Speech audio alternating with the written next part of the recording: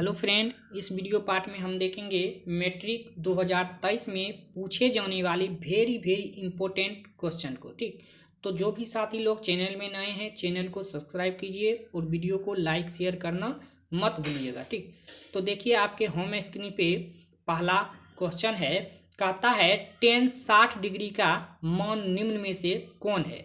तो tan 60 degree का मान आपको पता होगा कि √3 होता है। ठीक, तो ऑप्शन नंबर डी आपका सही हो जाएगा। ठीक, नेक्स्ट देखिए, कहता है 1/√3 निम्न में से किसका मान है। तो 1/√3 जो होता है वो जो है आपको sin 30 डिग्री का मान होता है। किसका होता है?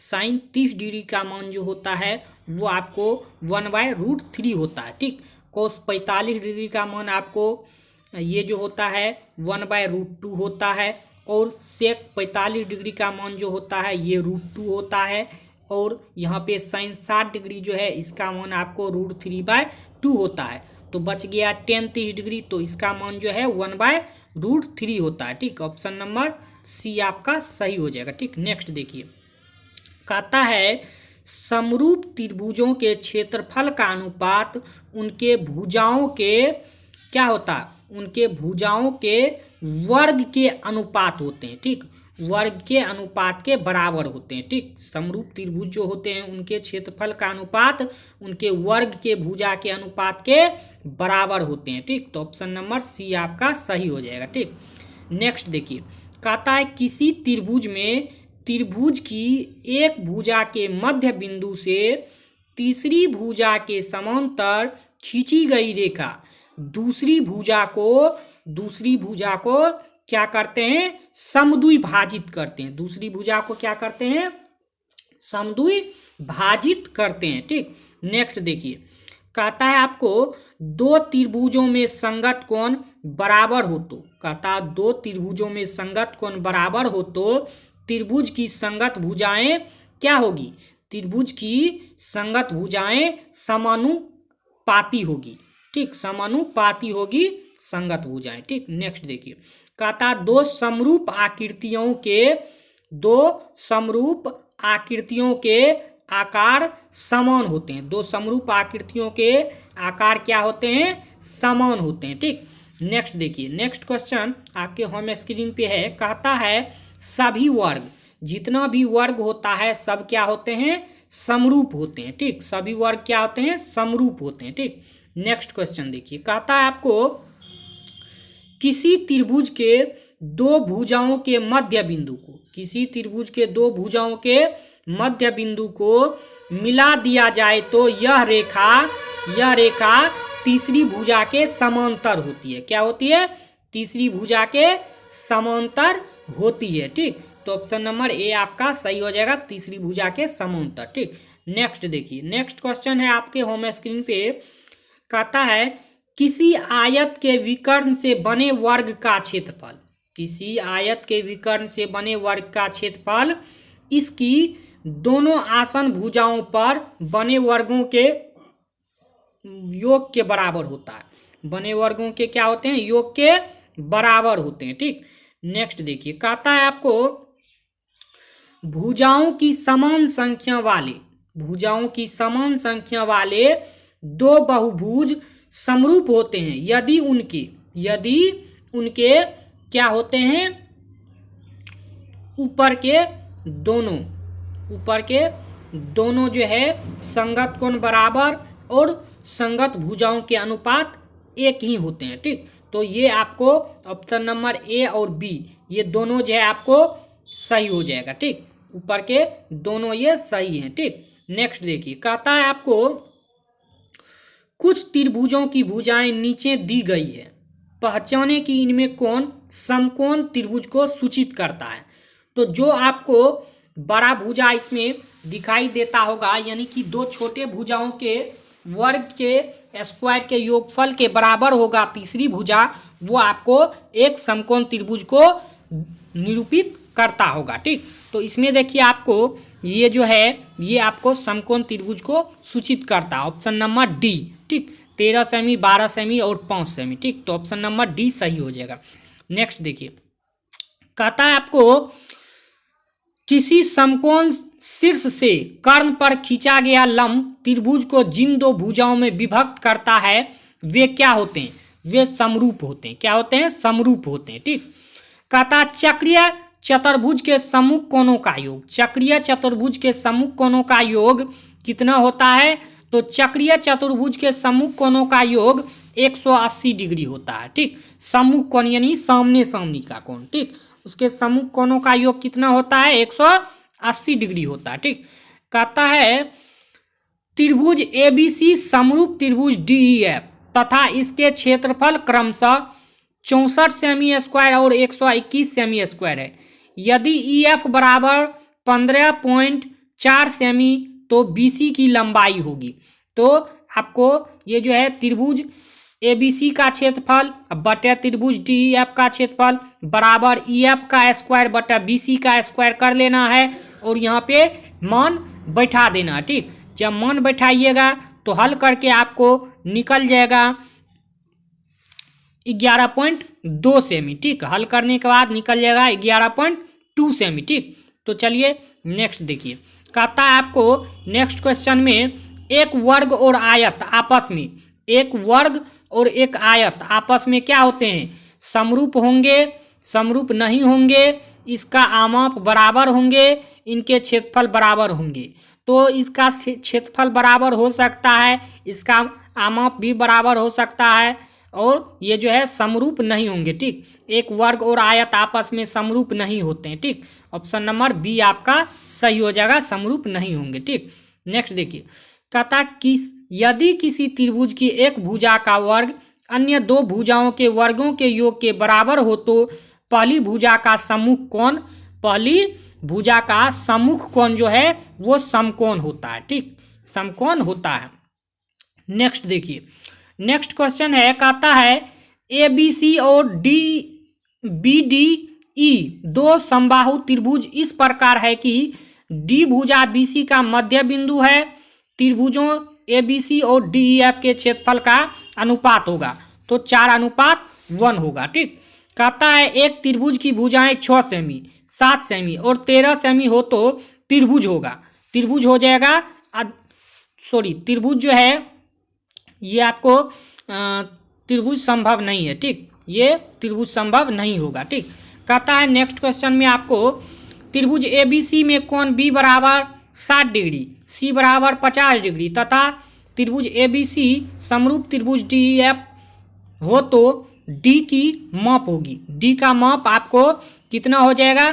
तो डी का माप 70 डिग्री हो जाएगा। ठीक, नेक्स्ट देखिए, कहता है नेक्स्ट क्वेश्चन में आपको त्रिभुज ए बी सी में ए डी लंब बी सी और ए डी बराबर बी डी, इसका मान है 8 सेमी। ठीक, और बी सी का मान है 23 सेमी। तो कहता है ए सी का मान क्या होगा वो निकालने के लिए। ठीक, तो ए सी का मान आपको हो जाएगा 17 सेमी। कितना हो जाएगा? 17 सेमी। ठीक, निकाल लीजिएगा, आप देख लीजिएगा। ठीक, चलिए आगे देखिए, कहता है एक सीधी दीवार से झुकाकर लगा दिया गया है, एक सीधी दीवार से झुकाकर लगा दिया गया है। अगर सीढ़ी का आधार दीवार से 4 मीटर की दूरी पर हो और यह दीवार पर 3 मीटर की ऊंचाई को छूती है तो सीढ़ी की लंबाई कहता है कितना होगा वो आपको बताने के लिए। ठीक, देखिए एक सीढ़ी दीवार से झुका कर लगा दिया गया। ठीक, ये मान लीजिए एक दीवार है, इस पे इस तरह से झुका करके सीढ़ी को लगा दिया गया है। ठीक, लगा दिया गया है। अगर सीढ़ी का आधार जो है, सीढ़ी का आधार दीवार से 4 मीटर क्या है दूरी पर है और यह दीवार पर 3 मीटर की ऊंचाई को छूता है। ठीक, 3 मीटर की ऊंचाई को क्या करता है, ये आपको छूता है। ठीक, तब कहता है सीढ़ी की लंबाई कितना होगा। ठीक, तो आपको क्या करना है, 4 का स्क्वायर और 9 का स्क्वायर दोनों को करके इसका जोड़ देना है और इसको वर्गमूल निकाल देना। ठीक, तो ये 16 और 9 को जोड़िएगा तो 25, 25 का वर्गमूल निकालिएगा तो 5 मीटर निकल जाएगा। ठीक, 5 मीटर ये आपको निकल जाएगा। तो ऑप्शन नंबर डी आपका सही हो जाएगा। ठीक, कहता है आपको नेक्स्ट, यदि दो समकोण त्रिभुज में एक त्रिभुज का कर्ण तथा एक भुजा दूसरे भुजा के कर्ण तथा एक भुजा के समानुपाती हो तो दोनों त्रिभुज समरूप होते हैं। इसके समरूपता की कौन सी कसौटी कहा जाता है? इसे समरूपता की कौन सी कसौटी कहा जाता है? तो समरूपता की RHS कसौटी कहा जाता है, RHS कसौटी। ठीक, कहता एक रैखिक समीकरणों के आलेख संपाती रेखाएं हैं, तब रैखिक समीकरण युग्म का क्या होगा? तब जो है रैखिक समीकरण युग्म के अनगिनत हल होंगे। ठीक, अनगिनत हल होते हैं। ठीक, संपाती रेखाखंड जब होते हैं आलेख का तो उसका अनगिनत हल होते हैं, यानी बहुत हल होते हैं। ठीक, चलिए नेक्स्ट देखिए, कहता है नेक्स्ट क्वेश्चन, किसी रैखिक समीकरण का घात होगा, किसी रैखिक समीकरण का घात होगा। ठीक, कोई यदि रैखिक समीकरण है तो उसका घात आपको क्या होगा? 1 होगा। ठीक, किसी रैखिक समीकरण का घात आपको 1 होता है। ठीक, आपको पता होगा कि रैखिक समीकरण का घात कितना होता है? 1 होता है। ठीक, कहता है नेक्स्ट क्वेश्चन, कहता है आपको समीकरण निकाय, समीकरण निकाय, समीकरण निकाय 9x - 2y + 9 = 0 तथा -5x - 7y - 4 = 0 के कितने हल होंगे? तो इसका जो है आपको, इसका हल जो है आपको केवल एक हल होगा, केवल एक हल होगा। ठीक, नेक्स्ट देखिए, कहता है एक परिमेय तथा एक अपरिमेय संख्याओं का योग या अंतर, एक परिमेय तथा एक अपरिमेय संख्याओं का योग या अंतर कितना होगा? तो इसका योग या अंतर आपको जो है परिमेय अपरिमेय संख्या होती है। क्या होती है? अपरिमेय संख्या। ठीक, नेक्स्ट देखिए, कहता प्रत्येक धनात्मक समपूर्णांक निम्न में से किस रूप का होता है? जितना भी आपको धनात्मक समपूर्णांक होते हैं वो किस रूप के होते हैं? तो वो जो होते हैं आपको धनात्मक पूर्णांक वो 2m यानी 2q के रूप के होते हैं। ठीक, नेक्स्ट देखिए, नेक्स्ट क्वेश्चन है आपके होम स्क्रीन पे, कहता है धनात्मक विषम पूर्णांक निम्न में से किस रूप का होता है? धनात्मक विषम पूर्णांक जो होते हैं वो आपको 2m + 1 यानी 2q + 1 के रूप के होते हैं धनात्मक विषम पूर्णांक। ठीक, नेक्स्ट देखिए, कहता है आपको दो परिमेय संख्याओं के बीच अधिकतम कितनी परिमेय संख्या हो सकती है? दो परिमेय संख्याओं के बीच अधिकतम कितनी परिमेय संख्या हो सकती है? तो अनंत। दो परिमेय संख्याओं के बीच में अनंत परिमेय संख्या लिखी जाती है। ठीक, चलिए नेक्स्ट देखिए, कहता है नेक्स्ट में 625 के अभाज्य गुणनखंड में 5 का घात होगा, 5 का घात होगा। 625 के अभाज्य गुणनखंड में 5 का घात यदि पूछे तो 4 होता है। ठीक, यदि 4 को 5 ले लेंगे तो वो 625 पुर जाता है। ठीक, तो इसीलिए 4 इसका घात हो जाएगा। ठीक, नेक्स्ट देखिए, कहता √2 है एक, √2, रूट के अंदर में जब भी कोई संख्या रहता है यदि उसका वर्गमूल नहीं निकलता है तो वो होता है एक अपरिमेय संख्या। ठीक, तो अपरिमेय हो जाएगा। देखिए नेक्स्ट, कहता है आपको 2 या 2 से अधिक अभाज्य संख्याओं का मौसो है, 2 या 2 से अधिक अभाज्य संख्याओं का मौसो 1 होता है। ठीक, नेक्स्ट देखिए, कहता है निम्नलिखित में से कौन अभाज्य संख्या है? निम्नलिखित में से कौन अभाज्य संख्या जो एक और स्वयं से विभाजित हो? तो 11 अभाज्य संख्या। ठीक, नेक्स्ट देखिए, कहता है यदि AP का सामान्य पद, AP का सामान्य पद 3n + 5 है तो इसका सार्वंतर होगा। तो यहाँ पे देखिए आपको जो है दे दिया गया है, यानी कि an बराबर मान लीजिए कि ये आपको 3n + 5 है। ठीक, तो इसका आपको पहला पद n का मान 1 रख देते हैं तो ये आपको 3 × 1 + 5 यानी कि पहला पद निकल जाएगा आपको 8। ठीक, और दूसरा पद इसी तरह से आपको A2 का मान निकाल लेना। ठीक, फिर यहाँ पे 3 गुना हो जाएगा 2 + 5। ठीक, यहाँ पे जो है n का मान अपना से रखना है और पद ज्ञात कर लेना। ठीक, तो ये 3 × 6 = 5 11। ठीक, 11 में से यानी कि सार्वंतर जब निकालते हैं तो D बराबर होता है दूसरा पद माइनस पहला पद, यानी कि आगे के पद में से पीछे वाले पद को घटा करके सार्वंतर निकालते हैं। ठीक, तो 11 में से 8 को घटाइएगा तो ये चलेगा आपको 3, यानी कि ऑप्शन नंबर C आपका सही हो जाएगा। ठीक, ऑप्शन नंबर C आपका 3 सही हो जाएगा। नेक्स्ट देखिए, कहता है किसी AP के सार्वंतर को व्यक्त करते हैं, किसी एपी का जो सार्वंतर होता है उसको व्यक्त किया जाता है क्या चीज से, डी से सूचित किया जाता है सार्वंतर को। ठीक, देखिए कहता एपी अतना का 30वां पद क्या है। ठीक, कहता एपी ये जो है इसका 30वां पद क्या होगा। तो एपी में आपको पता होगा कि 30वां पद को कैसे लिखा जाता है, यानी कि A30 equal to A plus 29D इसको हम लिख सकते हैं। तो यहाँ पे देखिए A का मान दिया गया है 10 और D का मान आपको निकाल लेना है। 7 में से 10 को घटाइएगा तो -3 चलेगा। ठीक, तो यहाँ पे A का मान 10 रख दीजिए और यहाँ पे जो है 29 गुना -3 कराइएगा। ठीक, क्योंकि D का मान माइनस में है तो कोष्ट में लिख देना -3। ठीक, इसको जब गुना कराइएगा तो ये हो जाएगा आपको -9 तिया 27, 3 दूना 6 दू 8, 87। जब इसको घटाइएगा तो ये -77 चलेगा, यानी कि ऑप्शन नंबर सी आपका करेक्ट हो जाएगा, -77। ठीक, ये आपका सही आंसर हो जाएगा। ठीक, चलिए नेक्स्ट देखते हैं। नेक्स्ट देखिए कहता है 2 खाली स्थान 20,29 का तुल्य पद क्या है। ठीक, कहता है इसका तुल्य पद क्या होगा। ठीक, तो इसका तुल्य पद जो है आपको क्या होगा, तो 11 होगा। इसका तुल्य पद क्या हो जाएगा, 11 हो जाएगा। ठीक, चलिए नेक्स्ट देखिए कहता है निम्नांकित में कौन सा श्रेणी एपी में है। कहता है इसमें कौन सा श्रेणी है जो एपी में है बताने के लिए। तो यहाँ पे आपको जो है क्या करना है, सार्वंतर जांच लेना है। यदि सबका सार्वंतर सेम होगा तो सब एपी में होगा, यदि सार्वंतर सेम नहीं होगा तो एपी में नहीं होगा। यहाँ पे देखिए जब 4 में से 2 को घटाइएगा ऑप्शन नंबर ए में तो 2 बचेगा। जब आप 8 में से 4 को घटाइएगा तो 4 बचेगा, तो ये तो एपी में नहीं है। उसके बाद ये देखिए 3 में से जब 1 घटाएंगे तो 2 बच जाएगा। 9 में से जब 3 घटाएंगे तो 6 बच जाएगा, ये भी एपी में नहीं है।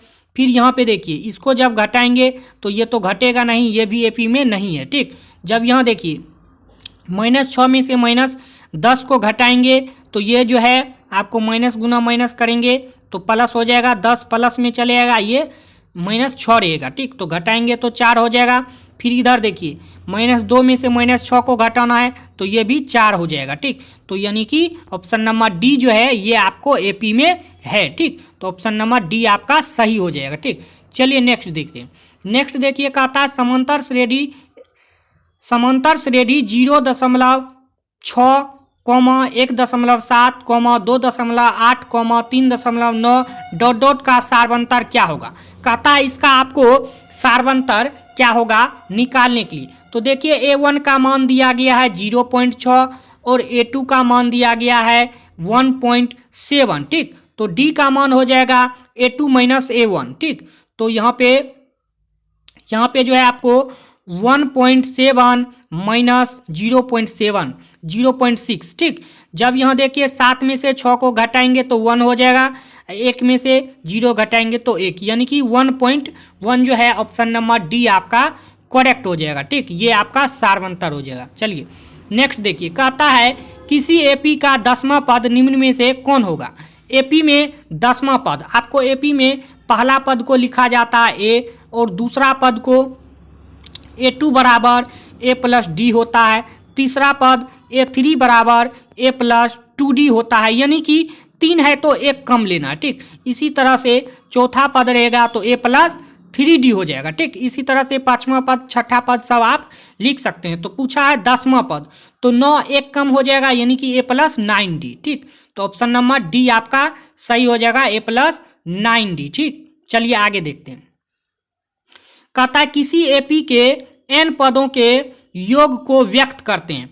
तो किसी एपी के n पदों के योग को जो है सूचित किया जाता है, यानी व्यक्त किया जाता है Sn से। ठीक, Sn से जो है व्यक्त किया जाता है n पदों के योग को। ठीक, तो आपको ऑप्शन नंबर ए सही हो जाएगा Sn। ठीक, चलिए नेक्स्ट देखिए कहता है यदि एपी का पहला पद ए, सार्वंतर डी तथा अंतिम पद 1 हो तो अंत से nवां पद क्या होगा। अंत से nवां पद क्या हो जाएगा। तो यहाँ पे देखिए अंतिम पद आपको दिया गया है 1, अंतिम पद है 1 दिया गया, पहला पद है ए, सार्वंतर है डी, ठीक, और कहता है आपको nवां पद इसका क्या होगा, ठीक।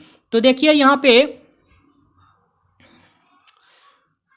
पे जो है आपको सूत्र हो जाता है an बराबर आपका जो सूत्र होता है वो होता है a plus n minus 1 into का d, ठीक, ये होता है nवां पद का सूत्र। तो यहाँ पे पहला पद है a दिया हुआ और सार्वंतर है d दिया हुआ, और कहता है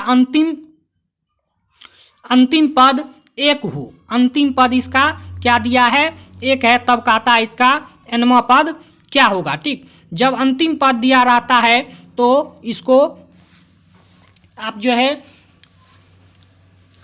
लिख सकते हैं 1 minus n minus 1 into D, ठीक। तो ये आपको जो है ऑप्शन नंबर 1 जो है आपको ये करेक्ट हो जाएगा, ठीक। 1 minus n minus 1 into D, ठीक। चलिए नेक्स्ट देखिए, कहता इतना का 10वां पद होगा, 2,7,12 डॉट का 10वां पद होगा, ठीक। इस एपी का कहता है 10वां पद होगा, तो 10वां पद आपको निकालना है, यानी कि A10 बराबर आपको होता है a प्लस 9d, ठीक। तो यहाँ पे सार्वंतर में देखिए, यहाँ पे सार्वंतर हो जाएगा 5 और पहला पद है 2, ठीक। तो यहाँ पे 2 प्लस 9 7 63, इन दोनों को जोड़ दीजिएगा 63 और 2 को, तो ये हो जाएगा आपको 63 नहीं, यहाँ पे सार्वंतर जब घटाएंगे तो 5 होगा, 9 5 45 और 2 को जोड़ेंगे तो ये हो जाएगा आपको 47, ठीक, 47 हो जाएगा, ठीक। तो ऑप्शन नंबर सी आपका सही हो जाएगा 47, ठीक। चलिए आगे देखिए, आगे क्वेश्चन है, कहता समांतर श्रेणी 8,3, माइनस 2 डॉट के प्रथम 22 पदों का योग होगा, ठीक। कहता इसके 22 पदों का योग क्या होगा, ठीक। तो इनके 22 पदों का योग जब आप निकालिएगा तो ये 22 पदों का योगफल आपको माइनस का 979 चले आएगा, माइनस का 979 22 पदों का योग हो जाएगा, ठीक। तो आप इसको निकाल लीजिएगा, ठीक। चलिए देखिए, कहता है आपको नेक्स्ट क्वेश्चन में, यदि एपी का प्रथम पद ए तथा सार्वंतर डी हो तो n पदों का योगफल का सूत्र हो जाता है आपको SN बराबर सूत्र होता है आपको n/2 into 2a plus n minus 1 into D होता है, ठीक। यदि आपको पहला पद और अंतिम पद दिया रहे तब आपको SN बराबर सूत्र होता है n/2 पहला पद प्लस l, ठीक, यह TN, ठीक। तो इस तरह से भी आप निकाल सकते हैं, ठीक। तो आपको यहाँ पे पहला पद सार्वंतर और n पदों का योगफल बोला है, तो ये जो है n/2 into 2a plus n minus 1 into D, ये आपको ऑप्शन करेक्ट हो जाएगा, ठीक। चलिए नेक्स्ट देखिए, कहता है आपको किसी एपी के अंतिम पद को व्यक्त करते हैं, किसी एपी के अंतिम पद जो होता है उसे व्यक्त किया जाता है एल से, किससे व्यक्त किया जाता है, एल से, ठीक। एपी के अंतिम पद को व्यक्त किया जाता है एल से, ठीक। कहता है नेक्स्ट में अनुक्रम दिया है an बराबर 2n प्लस 3 के प्रथम 4 पद, कहता है इसका प्रथम 4 पद को निकालने के लिए। तो यहाँ पे देखिए आपको an बराबर दिया गया है 2n प्लस 3, ठीक। यहाँ पे n का मान पहले 1 रख दीजिए, तो ये हो जाएगा 2 गुना 1 2, यानी कि ये 5, पहला पद 5 हो गया। फिर देखिए दूसरा पद निकालना है, तो a2 बराबर 2 दूना 4 3 7 हो जाएगा दूसरा पद। फिर तीसरा पद निकालना है, तो ये हो जाएगा 6 प्लस 3, यानी कि ये हो जाएगा 9। तो देखिए इसमें 2 बढ़ रहा है, ठीक, 2 बढ़ रहा है। पहले 5 था, तब 2 जोड़ दिया तो 7 हो गया, फिर 2 जोड़ दिया 9 हो गया, फिर 9 में 2 जोड़ देंगे तो 11 हो जाएगा, फिर 11 में 2 जोड़ देंगे तो ये हो जाएगा आपको 13, ठीक। तो इस तरह से आपको आता है। तो देखिए ऑप्शन नंबर ए में जो है आपको ये अनुक्रम बन जाएगा, ठीक। प्रथम 4 पद ये हो जाएंगे, ठीक। चलिए आगे देखते हैं। कहता है एपी एतना का सार्वंतर क्या है। तो दूसरा पद में से पहला पद को आपको क्या करना है, घटा देना है, यानी कि 3 में से 3 में से क्या करना है, d बराबर 3 में से 6 को घटा देना है, तो ये हो जाएगा आपको -3। ठीक, दूसरा पद माइनस पहला पद। ठीक, तो ये 3 आपका आंसर हो जाएगा। ठीक, देखिए आपके होम स्क्रीन पे नेक्स्ट एंड लास्ट का सेकेंड क्वेश्चन है। कहता किसी एपी के nवें पद को व्यक्त करते हैं। nवां पद को जो है व्यक्त किया जाता है किसी एपी के nवें पद को an से या tn से। किसी एपी के nवें पद को व्यक्त किया जाता है an या tn से, an या tn से व्यक्त किया जाता है अंतिम पद को। ठीक, तो चलिए नेक्स्ट एंड लास्ट क्वेश्चन है आपके होम स्क्रीन पे। तो जो भी साथी लोग चैनल में नए थे वीडियो को लाइक शेयर जरूर कीजिए और आप सब कमेंट में ज़रूर बताइए कि अभी तक आपने कितने क्वेश्चन का सही जवाब दिए हैं। ठीक, तो चलिए देखिए आपके होम स्क्रीन पे नेक्स्ट एंड लास्ट क्वेश्चन है। कहता है किसी एपी का प्रथम 4 तथा किसी एपी का प्रथम पद 4 तथा सार्वंतर -3 है, इसका नम्मा पद क्या होगा। तो इसका नम्मा पद जब आप निकालिएगा यानी कि A9 निकालिएगा तो ये हो जाएगा आपको A + 8D। ठीक, तो यहाँ पे पहला पद है 4 दिया हुआ और यहाँ पे D का मान है दिया हुआ -3, तो 8 गुना -3 हो जाएगा।